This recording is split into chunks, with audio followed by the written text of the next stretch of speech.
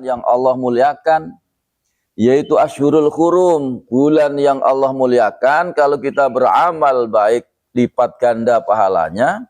Kalau kita berbuat dosa, juga lipat ganda dosanya. Di antara Ashhurul Hurum yaitu bulan Dzulhijjah. Ini bulan Dzulhijjah. Apalagi hari ini adalah hari yang bersejarah. Hari di mana Nabi Ibrahim alaihissalam bermimpi untuk menyembelih putranya. Sekarang tanggal 8, yaitu hari tanggal 8 hari Tarwiyah, ya, kita dianjurkan untuk berpuasa. Alhamdulillah semua, ya, kita ini berpuasa. Kalau kebetulan yang belum niat puasa, kebetulan kalau subuh tadi adzan kita belum minum, belum makan, udah niat sekarang. Niat sekarang nggak apa-apa. Karena waktu subuh kita di masjid belum minum. Itu kita tinggal niat untuk puasa hari Tarwiyah. Hari Tarwiyah puasa. Kenapa? Karena hari ini adalah hari yang Allah Subhanahu wa taala muliakan karena ada peristiwa, yaitu pengorbanan, yaitu seorang yang paling dicintai oleh bapaknya, yaitu Nabi Ibrahim alaihissalam, Ismail, lewat mimpinya, ya. Nah, itu tanggal 8 mimpi, tanggal 9 Arafah, nanti besok kita juga berpuasa. Puasa Arafah itu adalah puasa anugerah besar dari Allah untuk orang-orang yang tidak melaksanakan haji. Kalau orang yang haji malah tidak disunatkan untuk puasa. Hari Arafah orang yang haji tidak disunatkan untuk puasa Arafah. Boro-boro Pak, panasnya aja luar biasa. Di samping itu memang ada kewajiban tersendiri untuk melaksanakan wukuf di Arafah, ya, rukun daripada haji itu harus wukuf di Arafah. Al-Hajju Arafah, haji itu intinya adalah wukuf di Arafah. Kalau orang itu tidak wukuf di Arafah, tidak dikatakan haji. Walaupun dia tawaf ifadah, ya, kemudian sa'i, tahalul, tapi kalau nggak ada wukuf di Arafah, walaupun sebentar, itu tidak dikatakan haji. Maka haji itu intinya di Arafah. Maka orang-orang di Arafah itu diampuni dosanya oleh Allah Subhanahu wa taala dan dibangga-banggakan Allah Subhanahu wa taala di depan para malaikat. Ya. Hai malaikat-malaikatku, unduru ila ibadi. Lihatlah hamba-hambaku ini. Dia datang dari berbagai penjuru yang jauh untuk memenuhi panggilanku, untuk melaksanakan ibadah haji. Dia mohon ampun kepadaku. Maka saksikanlah wahai malaikat, inni qad ghafartu lahum. Sungguhnya aku telah ampuni dosa-dosa mereka. Itu orang yang haji mendapatkan ampunan Allah Subhanahu wa taala ketika dia wukuf di Arafah. Maka orang yang di Arafah harus yakin bahwa dosanya diampuni oleh Allah.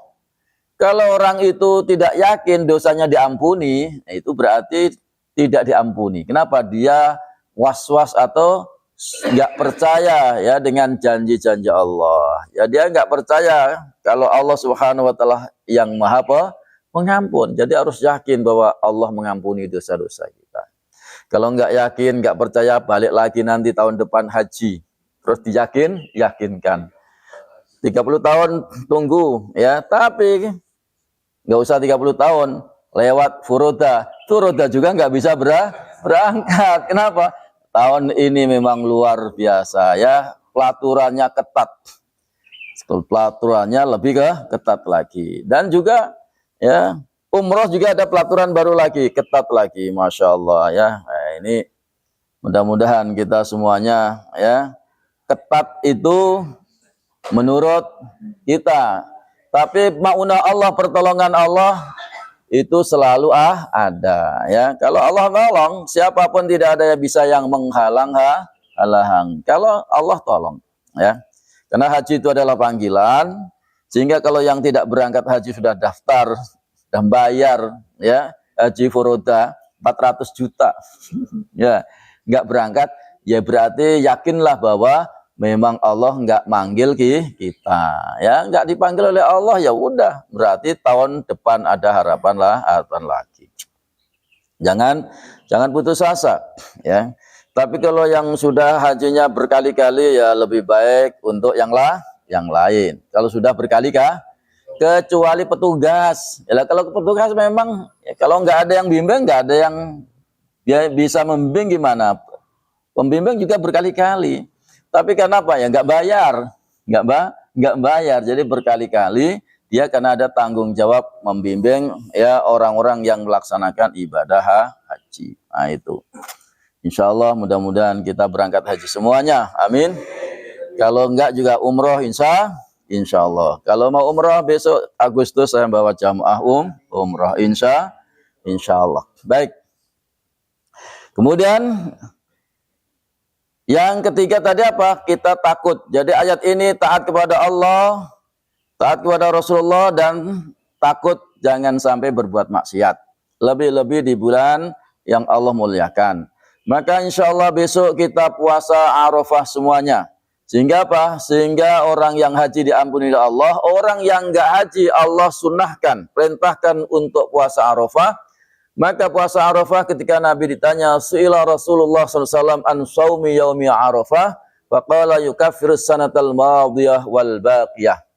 Jika Nabi ditanya mengenai puasa Arafah, maka Nabi menjawab, puasa Arafah yaitu tanggal 9 Dzulhijjah yukaffirus sanatal madiyah. Allah akan menghapuskan dosa-dosa kalian 1 tahun yang lalu dan 1 tahun yang akan datang. Jadi setahun yang lalu diampuni oleh Allah. Tapi kalau dosanya Bapak itu 15 tahun, baru setahun. 1 tahun yang lalu. Artinya apa? Kita kan setiap tahun juga puasa Arafah. Setiap Ramadan kita juga puasa Ramadan. Insya Allah kita kalau taat kepada Allah dan Rasulnya dan kita hati-hati tidak maksiat, insya Allah kita bersih daripada dosa dan noda. Kita setiap sholat itu diampuni dosa kita bersih, walaupun dosa kita sebanyak buih di lautan. Nabi bersabda, barang siapa yang habis sholat fardu kemudian baca subhanallah 33, alhamdulillah 33, Allah akbar 33 ditambah lagi la ilaha illallah wahdahu la syarikalah lahul mulku wa lahul hamdu yuhyi wa yumiitu wa huwa ala kulli syai'in qadir, pas 100, maka dosa-dosanya diampuni oleh Allah Subhanahu wa taala walaupun sebanyak buih di lautan. Sebanyak lautan itu Pak lebih luas daripada daratan. Ya, maka dosa sebanyak apapun Allah ampun. Makanya pentingnya kita itu sholat berjamaah. Pentingnya setelah sholat juga wiridan, baca subhanallah 33, alhamdulillah 33, Allah akbar 33. Bukan salam terus pelencing, bukan. Salam juga dianjurkan Nabi. Itu Nabi juga mengamalkan wiridan. Jangan buru-buru, orang di rumah Allah buru-buru. Ya, dinikmati. Kita ini ibarat di rumah Allah. Itu nikmat, senang ya. Masa di rumah Allah kita kayaknya enggak betah itu. Kita harus senang ya, makanya orang-orang yang ahli masjid itu orang yang selalu tenang di dalam masjid. Maka di dalam hadis diterangkan kan orang mukmin di dalam masjid itu seperti apa? Ikan di dalam air, tenang gitu. Tapi kalau orang munafik di dalam masjid itu seperti burung ya di dalam sangkar. Walaupun sangkarnya itu dari emas, tapi burung itu cuma gelepar sana gelepar, kan nggak betah, nggak enak. Nah begitu juga orang munafik itu kalau di dalam masjid itu rasanya panas, pengen cepet-cepet keluar. Tapi paksain, lama-lama juga enak. Tapi kalau nggak maksain, ya lama-lama juga seperti burung itu juga. Ya, kayak burung itu lama-lama di dalam sangkar awalnya dibeli, dimasukkan kan, wah. Tapi lama-lama juga udah tenang. Ya begitu juga orang